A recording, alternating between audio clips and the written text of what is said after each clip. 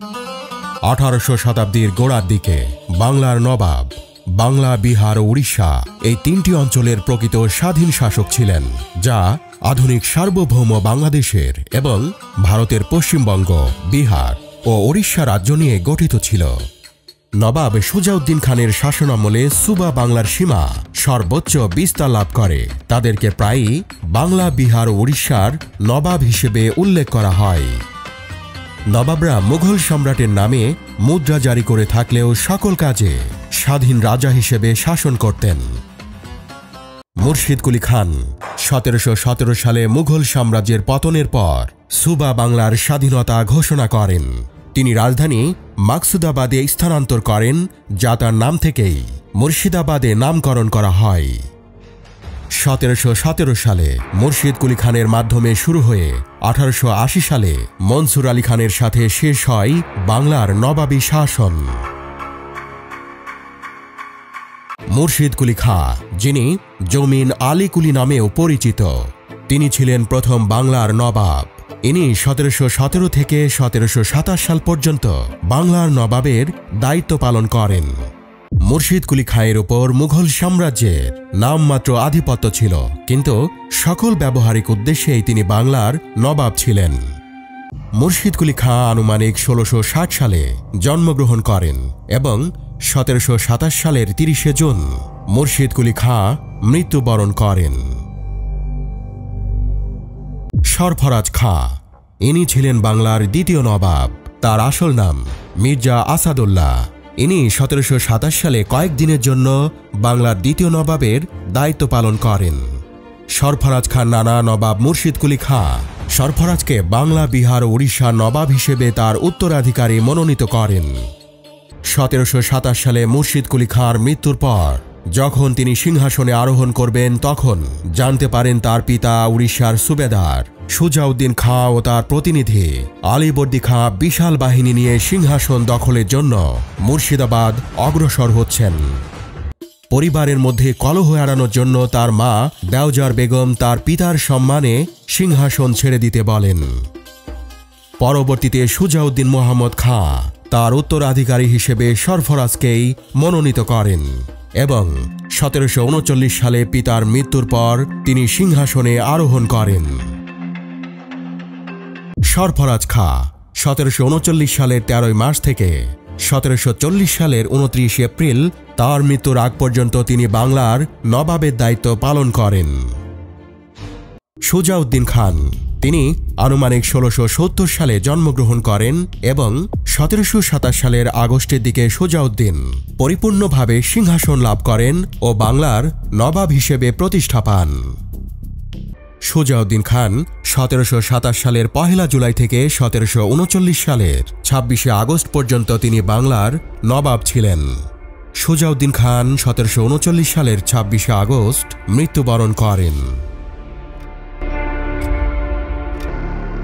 নবাব আলীবর্দী খাঁ 1740 থেকে 1756 সাল পর্যন্ত বাংলা, বিহার ও উড়িষ্যার নবাব ছিলেন। তিনি দীর্ঘ 16 বছর বাংলার নবাব ছিলেন। নবাব আলীবর্দী খাঁ 1671 সালের 10 মে জন্মগ্রহণ করেন এবং 1756 সালের 10 এপ্রিল তিনি মুর্শিদাবাদে হৃদরোগে আক্রান্ত হয়ে মৃত্যুবরণ করেন।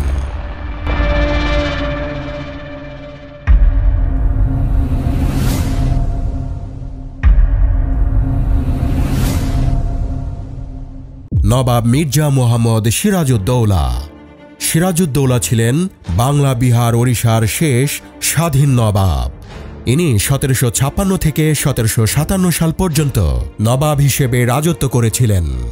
তার রাজত্বের সমাপ্তির পর বাংলা এবং পরবর্তীতে প্রায় সমগ্র ভারতীয় উপমহাদেশের নিয়ন্ত্রণ নিয়ে নেয় East India Company. Mirza Mohammad Sirajuddaula জন্মেছিলেন মুর্শিদাবাদে 1733 সালে।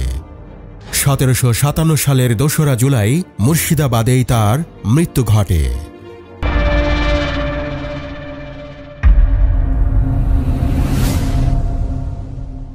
মীর জাফর, সম্পূর্ণ নাম সৈয়দ মীর জাফর আলী খান।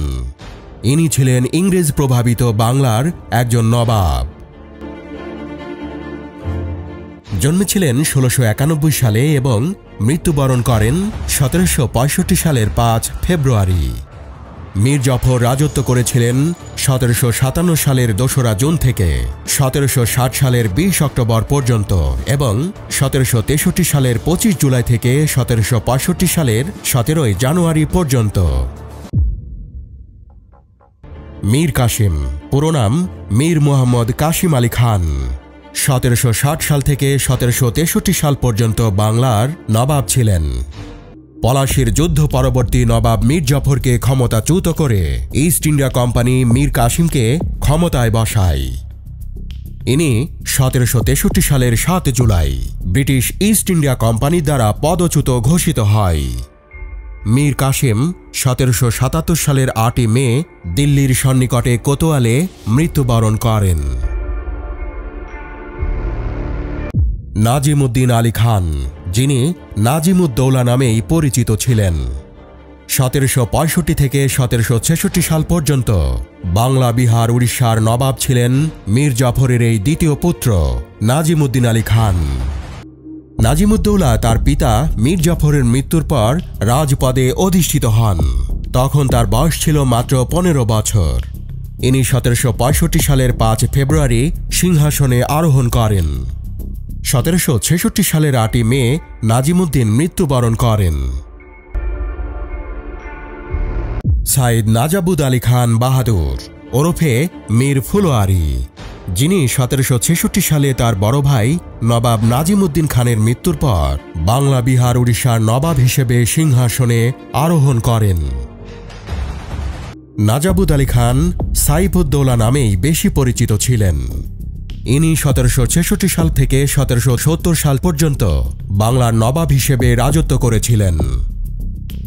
জন্মেছিলেন 1749 সালে এবং মৃত্যুবরণ করেন 1770 সালের 10 মার্চ মুর্শিদাবাদে।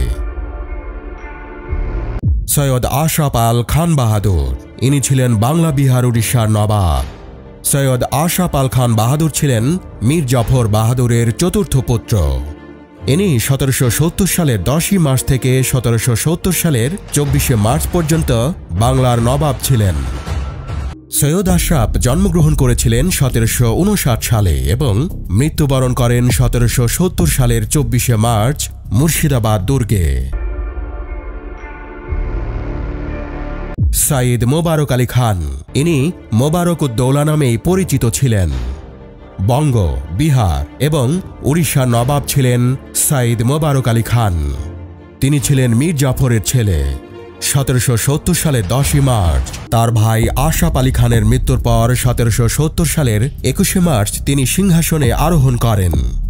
মোবারক আলী খান 1793 সালের 6 সেপ্টেম্বর তার মৃত্যুর পর তার পুত্র বাবর আলী খান বাংলার নবাবের আসনে বসেন। সৈয়দ বাবর আলী খান বাহাদুর, ইনি ছিলেন বাংলা, বিহার, উড়িষ্যার নবাব।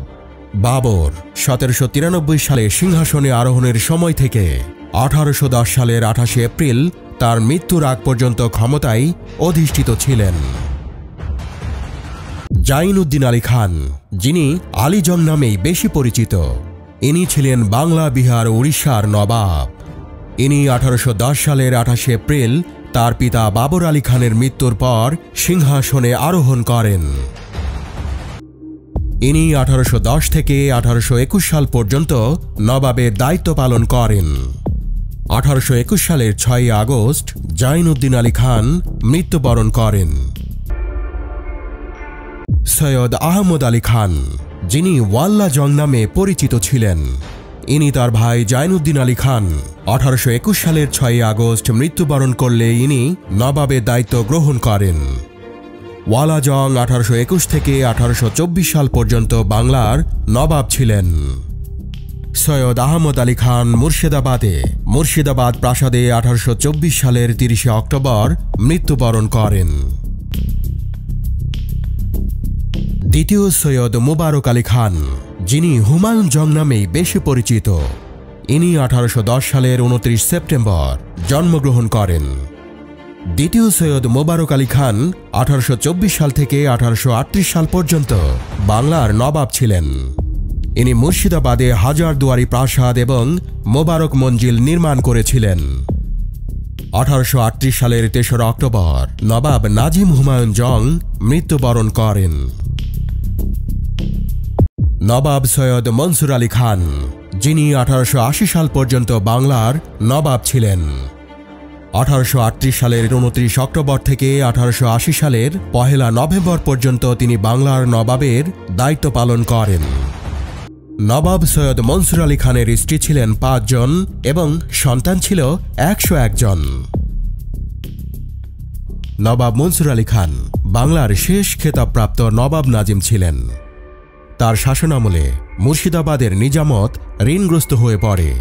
1869 সালের ফেব্রুয়ারিতে নবাব মুর্শিদাবাদ ছেড়ে ইংল্যান্ডে বসবাস শুরু করেন। 1880 সালে বাংলার নবাব উপাধি বিলুপ্ত হওয়ায় অক্টোবরে তিনি বোম্বেতে ফিরে আসেন এবং সরকারের আদেশের বিরুদ্ধে তার মামলার আবেদন করেন।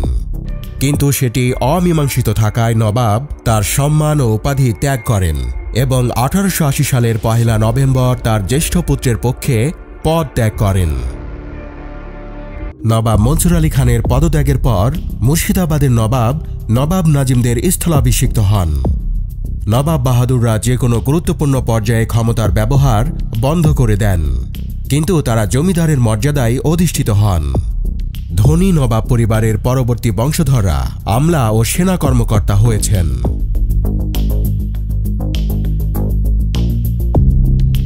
মুর্শিদাবাদের নবাব পশ্চিমা আন্তর্জাতিক মর্যাদার অনুরূপ বাংলার একটি বংশগত খেতাব ছিল। তারা ছিলেন বাংলার প্রাক্তন নবাবদের সরাসরি বংশধর, যারা বাংলার কার্যত শাসক ছিলেন এবং এর ধন ও সম্পত্তির উত্তরাধিকারী ছিলেন। হাসান আলী মির্জা এর সূচনা করেন। সৈয়দ হাসান আলী মির্জা 1882 সালের 17 ফেব্রুয়ারি থেকে 1906 সালের 25 ডিসেম্বর পর্যন্ত মুর্শিদাবাদের নবাবের দায়িত্ব পালন করেন।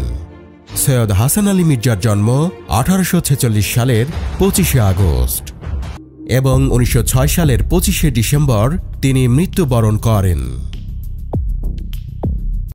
সৈয়দ স্যার ওয়াসিফ আলী মির্জা খান বাহাদুর, ইনি মুর্শিদাবাদের দ্বিতীয় নবাব ছিলেন। রাজত্ব করেছেন 1906 সালের ডিসেম্বর থেকে 1959 সালের 23 অক্টোবর পর্যন্ত। সৈয়দ ওয়ারিশ আলী মির্জা খান বাহাদুর, সৈয়দ ওয়ারিশ আলী মির্জা খান বাহাদুর ছিলেন মুর্শিদাবাদের শেষ নবাব। তিনি তার পিতা নবাব সৈয়দ ওয়াসিফ আলী মির্জা খানের উত্তরসূরি ছিলেন। তিনি 1959 থেকে 1969 সাল পর্যন্ত 10 বছর রাজত্ব করেন।